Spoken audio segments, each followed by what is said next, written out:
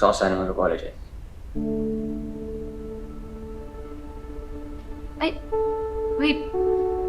Okay ka lang? Nilalagnat ka ba? Hindi. Akala ko, kasi mag-a-apologize ka eh. Joey, seryoso. Gusto ko talaga mag-sorry. Dahil nagsinungaling ako sa'yo. Hindi naman talaga kita minamalit dahil babae ka. At mas lalong hindi ko tingin na palpak ka.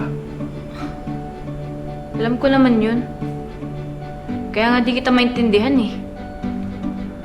Lalo na, dito naman tayong lahat kasi nagtutulong-tulong tayo para mahanap si Golda. Tapos sasabihan mo ako ng ganun. Alam mo, ang hirap maging vulnerable sa'yo eh. Laki mo talagang buo doon. Oo na.